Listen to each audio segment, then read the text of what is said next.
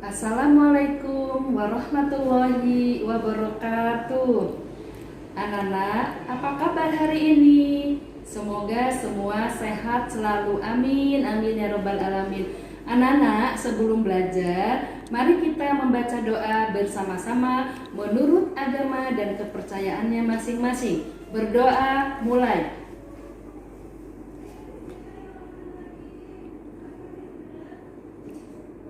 Berdoa selesai. Nah anak-anak, mari kita sama-sama menyanyikan lagu Indonesia Raya.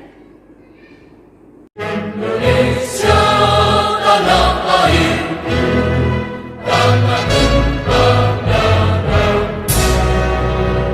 Di sanalah aku berdiri, jadi mandu ibu.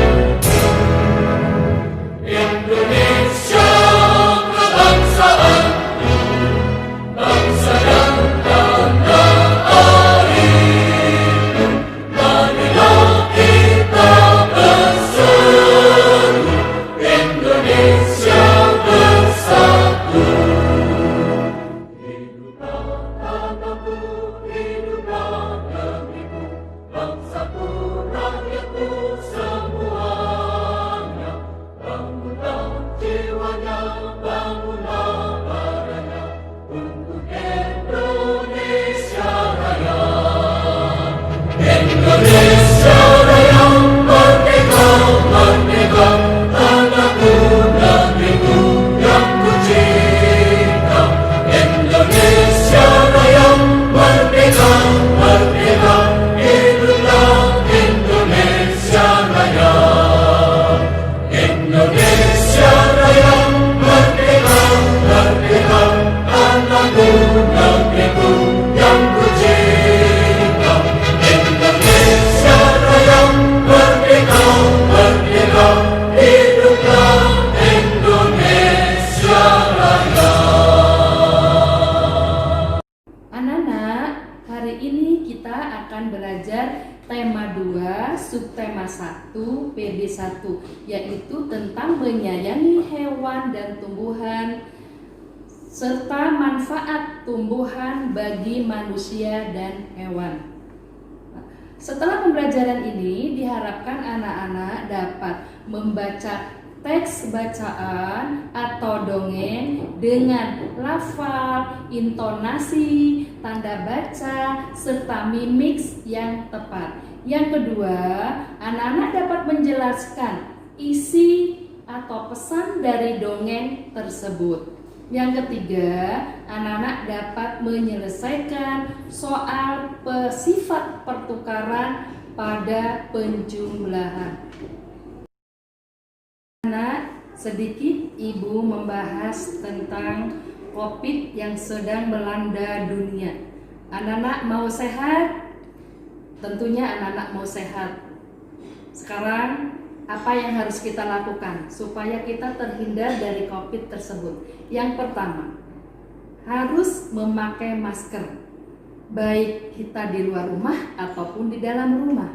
Yang kedua, harus sering mencuci tangan dengan memakai sabun dan menggunakan air yang mengalir. Yang ketiga, jaga jarak. Itulah anak-anak sekilas aja Bu Guru menjelaskan tentang COVID. Baik anak-anak, hari ini kita belajar tentang materi. Tuhan menciptakan beragam jenis tumbuhan. Tumbuhan bermanfaat bagi kehidupan manusia dan hewan. Manfaat tumbuhan diantaranya: 1. Sebagai sumber makanan. 2. Bahan baku industri. 3. Peralatan rumah tangga. 4. Bahan pakaian. 5. Pewarna alami dan kesehatan. Baik, Bu Guru akan menjelaskan satu persatu serta memberikan contohnya. Tumbuhan sebagai sumber makanan. Contohnya pada tanaman padi. Dari tanaman padi dihasilkan beras. Dari beras kita masak menjadi nasi yang kita makan setiap hari. Sayur-sayuran dan juga buah-buahan. 2. Sebagai bahan industri. Contoh, pohon jati, pohon bambu dapat dijadikan meja, kursi, dan lemari. Lidah buaya dapat diproduksi menjadi sampo. Begitu juga dengan pohon karet. Dari pohon karet kita ambil getahnya sebagai bahan baku untuk membuat ban mobil, motor, dan sepeda. 3. Peralatan rumah tangga. Contoh pada centong kayu, nampan kayu, telenan kayu, gayung yang terbuat dari batok kelapa. Yang keempat, bahan pakaian. Pakaian yang kita pakai sehari-hari berasal dari pohon kapas. Kapas dipintal menjadi benang, kemudian benang dijadikan kain. Kain dibuat pola pakaian. 5. Sebagai pewarna alami.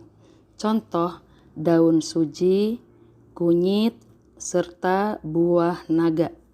Keenam, kesehatan. Tanaman yang bisa dijadikan untuk obat bagi kita adalah kunyit untuk obat diare, jahe untuk obat batuk, sirih dapat menyembuhkan sakit gigi. Ibu mempunyai sebuah video yang berhubungan dengan tumbuhan dengan judul Pohon Apel yang Tulus. Silahkan anak-anak menyimak video dari Bu Guru.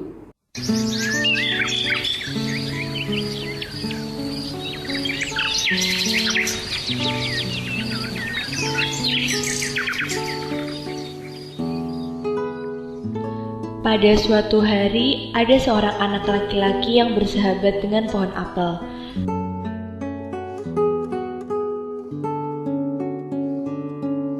Anak itu bernama Joni.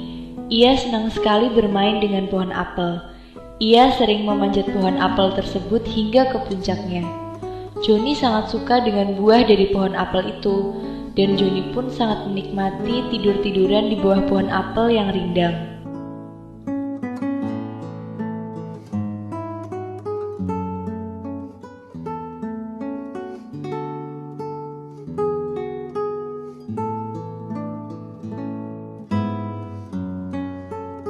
Suatu ketika, Joni pergi. Pohon apel pun sedih. Waktu terus berlalu hingga Joni menjadi remaja yang tampan. Ia menghampiri pohon apel. Pohon apel sangat gembira melihat Joni kembali.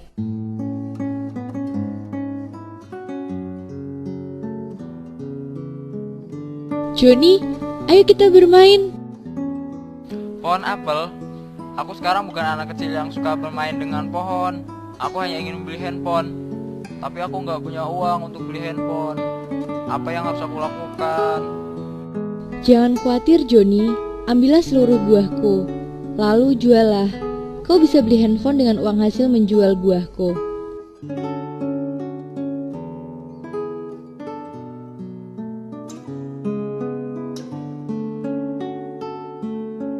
Joni memetik seluruh buah apel yang ada di pohon itu. Setelah itu, ia pergi entah kemana. Terima kasih pohon apel, kamu baik sekali. Pohon apel pun sedih. Suatu siang, saat matahari bersinar sangat terik, Joni datang lagi. Ia sudah menjadi laki-laki dewasa. Pohon apel pun sangat gembira melihat Joni. Joni, ayo kita bermain lagi. Aku nggak bisa bermain lagi. Aku nggak punya waktu. Aku harus bekerja untuk keluargaku agar aku bisa membangun rumah. Tenang saja Joni, kau bisa menebang batang dan rantingku untuk membangun rumahmu.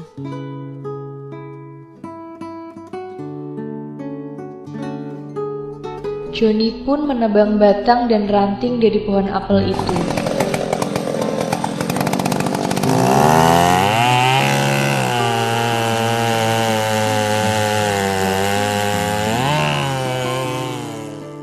Terima kasih banyak pohon apel. Kau selalu memberikan apa yang aku butuhkan. Aku bahagia jika kau bahagia, Joni. Setelah mendapatkan apa yang dibutuhkan, Joni meninggalkan pohon apel.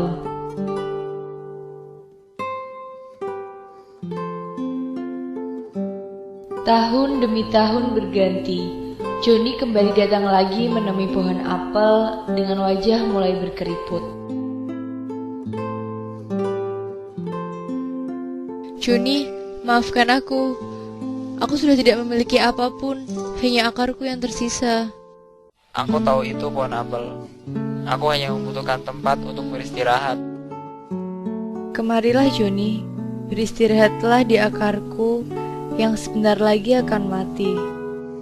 Pohon apel pun gembira karena Joni mau berbaring di pelukan akar-akarnya yang sudah tua.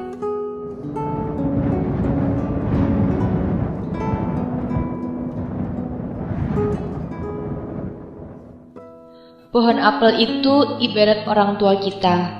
Ketika masih kecil, kita selalu bermain dengan mereka. Lalu, kita mulai meninggalkan mereka ketika kita beranjak dewasa. Dan hanya kembali ketika dalam kesulitan. Tapi seakan tak peduli dengan apa yang kita lakukan terhadap mereka, mereka selalu ada untuk memberikan apapun yang bisa mereka berikan untuk kebahagiaan kita. Maka, berbuat baiklah kepada mereka dan jangan sampai kita mengecewakannya. Sadarilah, mereka adalah karunia paling berharga dalam hidup kita.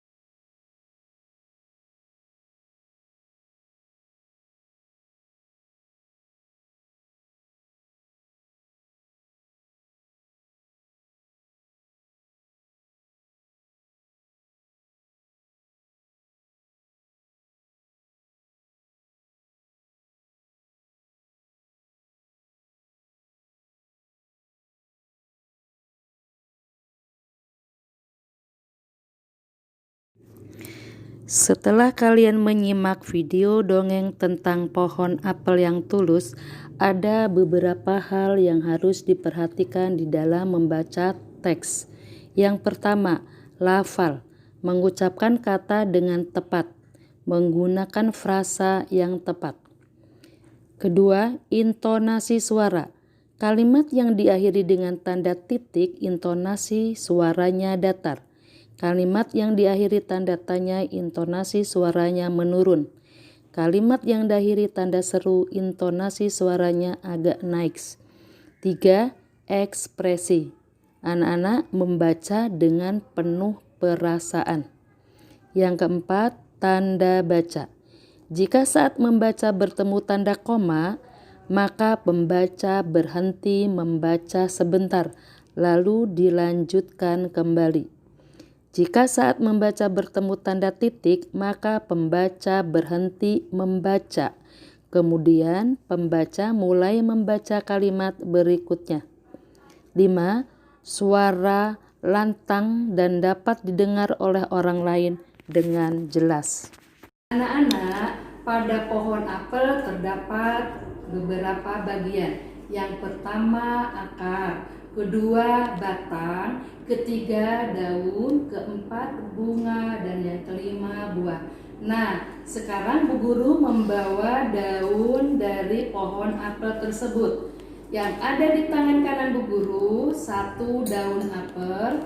Yang ada di tangan Bu Guru, ini ada 3 daun apel. Sekarang kita jumlahkan.